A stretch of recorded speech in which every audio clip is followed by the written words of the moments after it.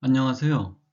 오늘은 우리가 당면하고 있는 심각한 도전 중에 하나인 일자리 문제에 대해서 한번 다뤄보겠습니다. 우선 일자리를 보는 관점은 나라마다 다릅니다.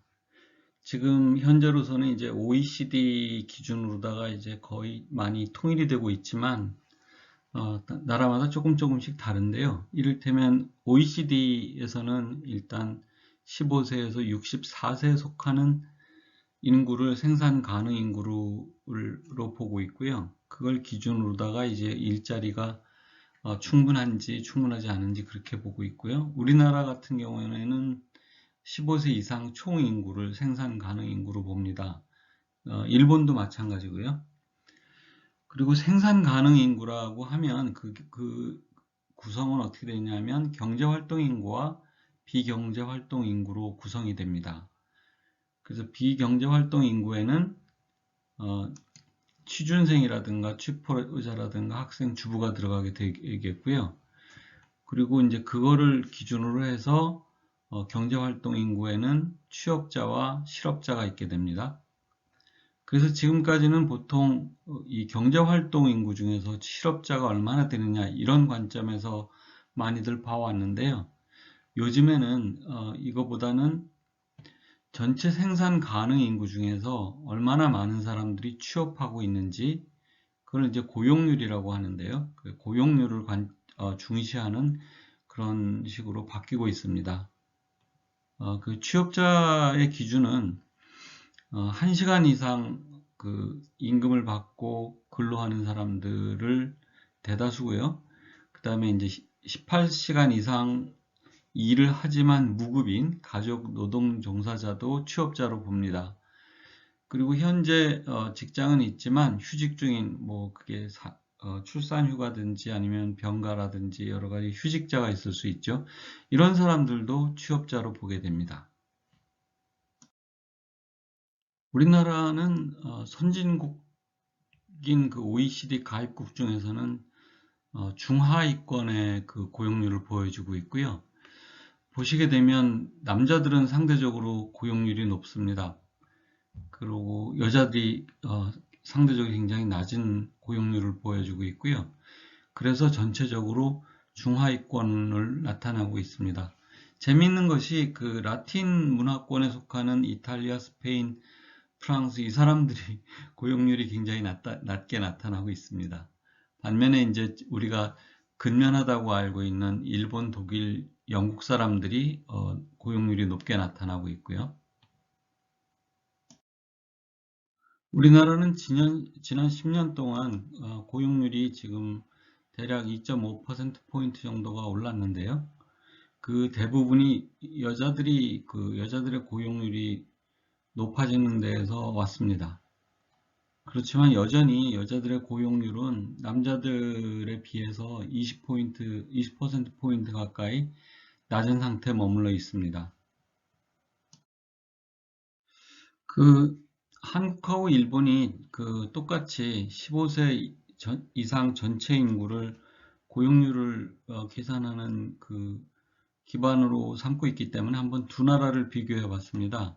그렇게 비교해 보면 전체 인구의 고용률은 60% 수준으로 비슷하게 나타납니다.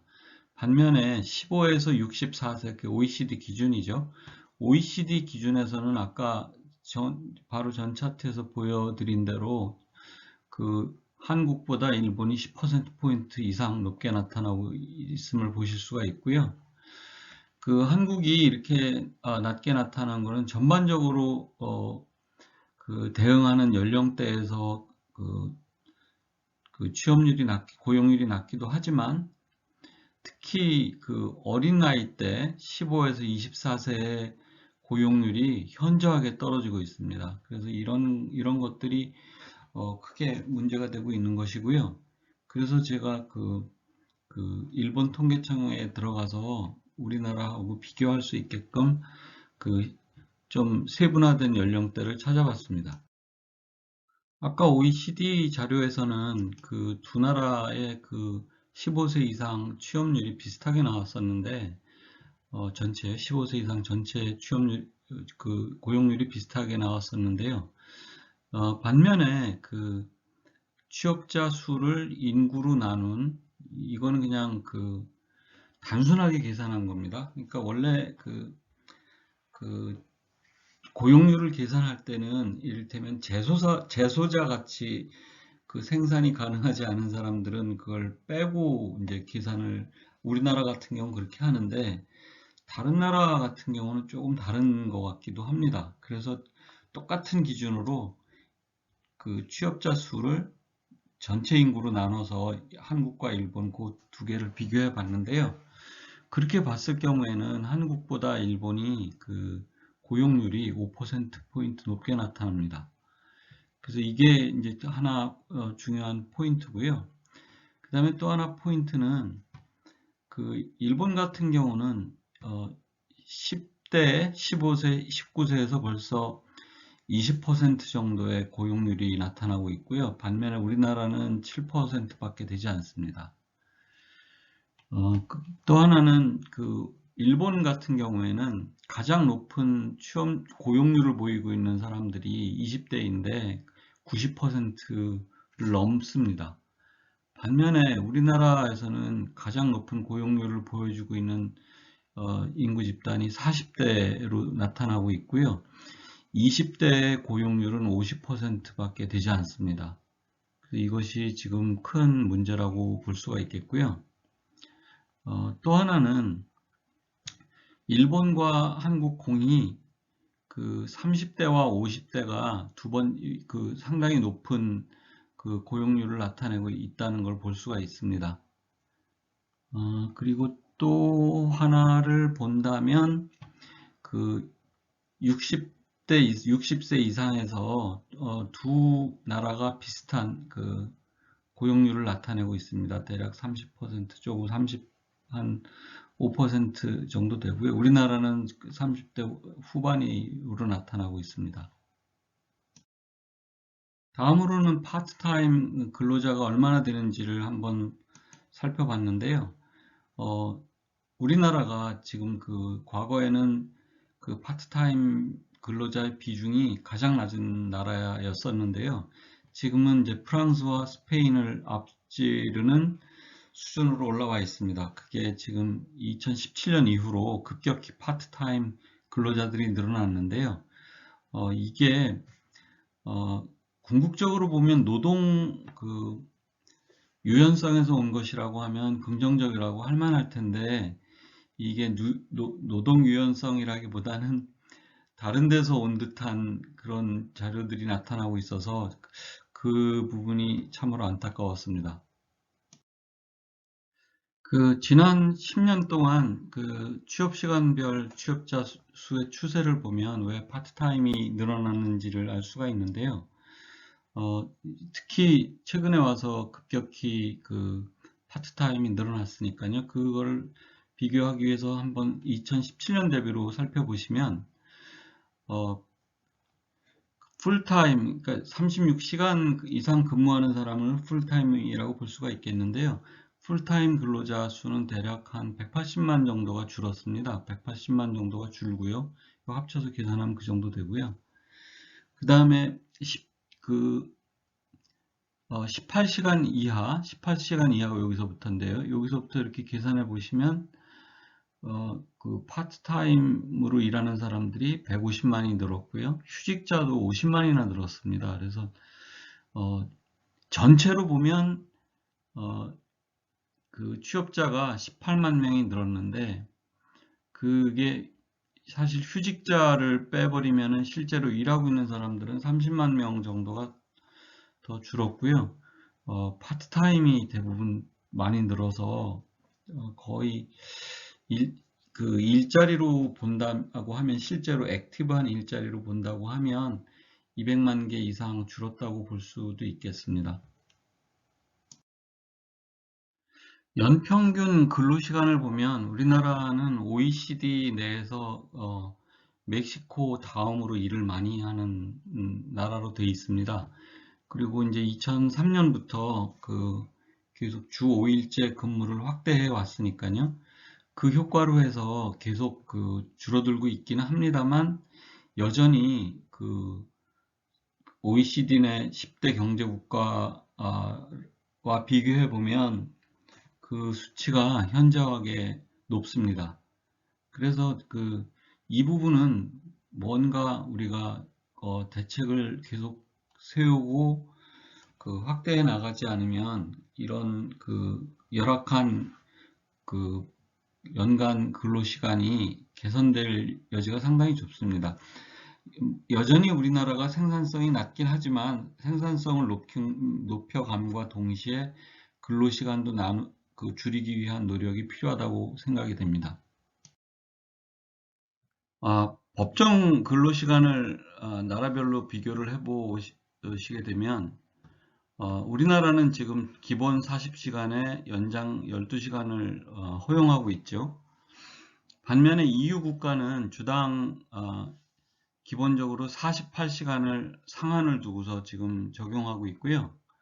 거기에 나라마다 조금씩 편차는 있습니다만 실질적으로 48시간 이상을 근무할 수가 없고, 영국 같은 경우는 아예 48시간 이상은 전혀 안 되고요. 독일은 약간 융통성을 줬습니다.